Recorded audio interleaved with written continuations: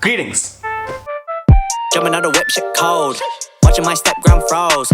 Most my day spent alone. Same with my bro, he knows. If you're watching this video, you probably want to know how I got a 98% in my ISC board examinations. Well, I have a few caveats to make and a few surprises to share. Number one, it's not that big of a deal. You have inflation, which means that the board examinations really just like throw marks at you at a point in time.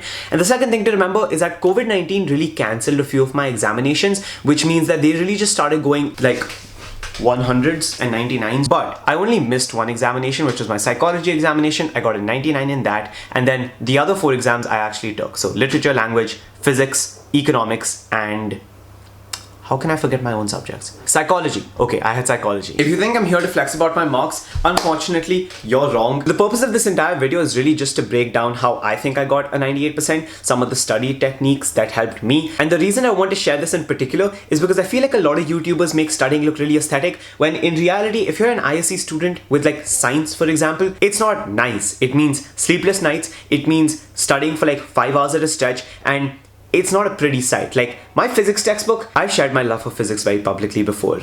Example 1. My physics textbook wasn't fun, but I still had to do it. I still had to learn how to get through it, and I want to share some of the things I learned along the way with you. So let's get started with the video. Walking in mud, you can check my shoes. Tryna bite this, might chip your tooth. Tryna come with you, fake no room.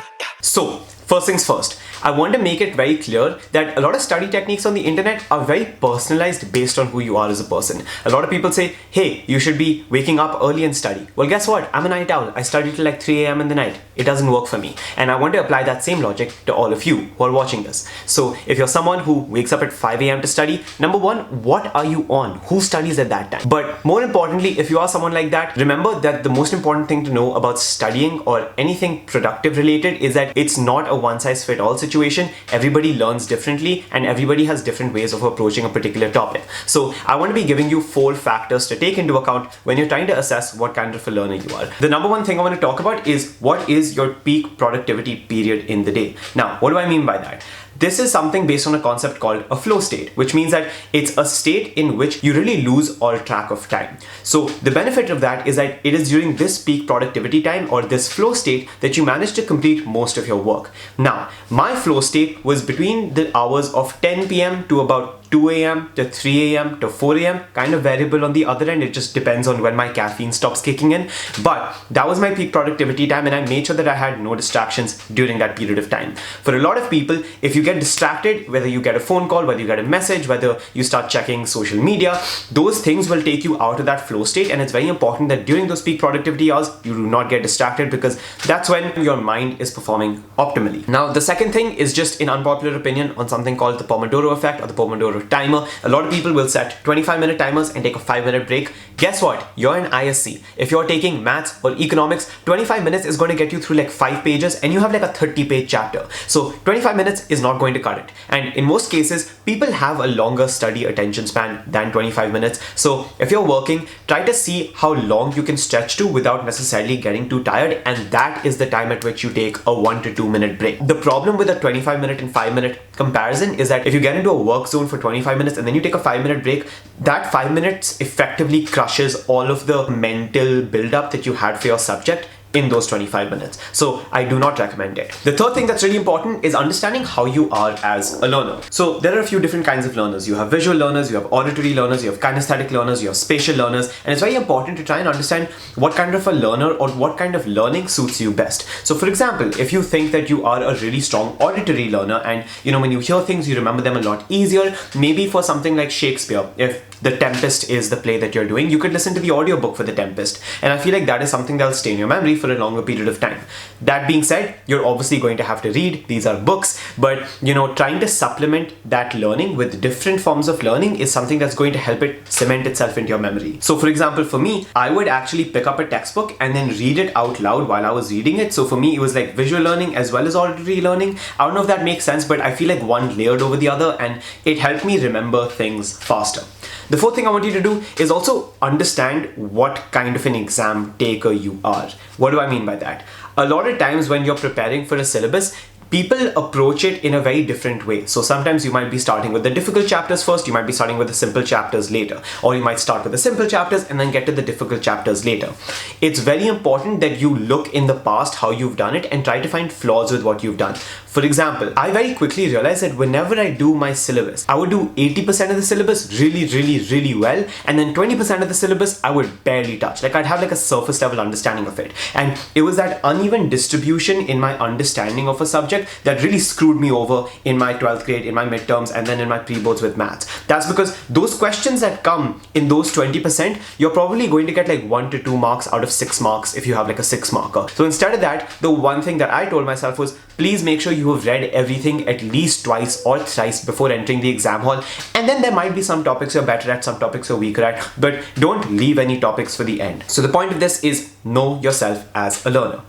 Now, the second part. Put a stunt like Copperfield. Wanna see Holly's Hills. That bitch got heat for real. Sad looking past the windowsill. Now, specifically when it came to the ISE examinations, there was one thing that really did save my life. It was one thing that I started doing in my final examinations that I pretty much fell in love with, and it was this guidebook in particular. This is the guidebook I use. I used it for every single subject. It was most helpful for physics in my opinion, and it's made by this lad called Arihant. I don't know who Arihant is, but if I ever meet you, I will willfully sacrifice my life for you. This book is just beautiful. It basically takes all of the board questions, it takes all of the explanations and condenses it into this little flimsy thing so that you don't have to deal with your 400 to 500 page textbook, if that makes sense. So this is a guidebook that I used primarily in my ISC syllabus. I think it basically saved my life. But yeah, you can find your own guidebook or you can use this one as well.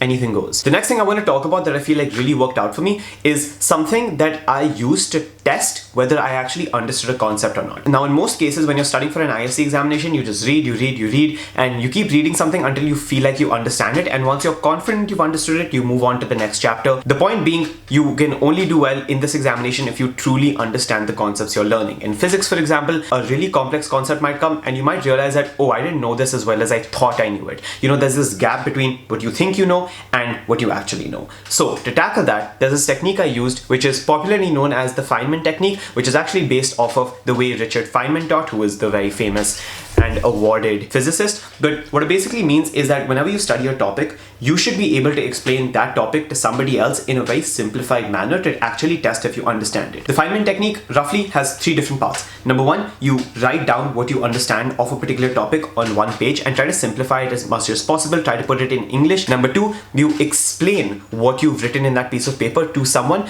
preferably someone young, because a quantum physicist is an expert in their field if they're able to explain what they know to like a 5-year-old or a 6-year-old, because the better you know something, the more capable you are of simplifying it. So that's how I use the Feynman technique. And then the third part is trying to identify gaps or loops in your understanding of a topic when you're explaining it to someone. You'll very quickly realize that if I'm trying to explain conductivity to my younger brother, while I'm explaining it to him, there might be some parts where I'm just like, wait, I don't know how that makes sense. Or in some cases, they themselves might ask, wait, why is this? Why is this? Why is this? You know, children in specific have a very good habit of asking why to everything. So that's something you should be asking as well. Why X, why Y, why Z? why sorry, I have the humor of a 5-year-old. But yeah, the point being that if you actually want to test you understand something, the Feynman technique is one of the most helpful ways to do it, and it's also quite time effective. If you don't have someone to explain it to, just explain it to your wall. You might look like a psycho, but you know, I guarantee that it's going to be worth it because you'll quickly realize how well you actually understand something. Now let's go into the third thing. Real, sad looking past the windowsill. I've been thinking about the same shit still. Go ahead, This section is all going to be about practice testing and interleave testing. I read a really great study on the effectiveness of learning methods, which has been covered before on YouTube, I believe by Ali Abdaal himself, but it's about a 55-page research paper that studies 10 different learning strategies and rates its effectiveness. Surprisingly or unsurprisingly, highlighting ranked to be one of the lowest utility methods to effectively study something, and it's something I also personally believe in. I know a lot of people who make really pretty notes, who highlight everything, and then don't really remember much of the stuff that they've they've highlighted. As opposed to that, one of the most effective methods of studying is something known as practice testing and interleaved testing. Now, the reason I say interleaved or interwoven testing is that when you're testing yourself, although it's really important to take a practice test, what's even more important is to make sure that when you're reading a chapter and you're testing yourself on the chapter, try to mix concepts from different chapters. Because the moment you start answering a few questions from that chapter, let's say you're talking about capacitors, right? You're going to be remembering a few of the concepts for capacitors as you continue answering those questions. Or if we're talking about economics, for example, when you start talking about the law of demand, right? You're going to quickly remember the other parts of law and demand when you start answering law of demand. But on the other hand, if you answer questions from macroeconomics like banking along with the law of demand, you're simultaneously testing these different connections that you've made in your brain when you're putting it down on paper, which is going to be strengthening them or making them faster. I don't know if that's the correct biological term, but it basically means that you're going to be remembering things in a more effective manner. The fourth thing that really helped me out is something that I like to call spatial learning. Now, this is a concept that I got from a TED talk that I was watching, and it was basically this dude talking about how he memorizes practically everything. I don't necessarily think that's true, but to some extent it works. And this in particular worked out really well for me when it came to English literature. Now, just to give you a quick brief on how I studied English literature, I basically learned every single chapter. I could literally just start talking about a chapter, start from the first line, end at the last line, and I read it enough for me to remember that. And the reason is that if you want to do well in English literature in your board examinations, you practically need to know quotes, which means like quotes from the text, and the more quotes from the text you have, the better that the teacher who's assessing you thinks that you know it. When it comes to English, sometimes I'd come across really, really long chapters and I'd be like, how do I possibly remember this? And this is what I would do. I'd pick up my book. Let me pick up my book. I'd pick up my book, start in one room of my house and read the first page in that room. And when I would be reading that particular page, I'd point to different things in the room and associate what I'm reading on that particular paragraph with those things. So for example, in my room, I'd start with the first page and I'd imagine as if the scene was around me.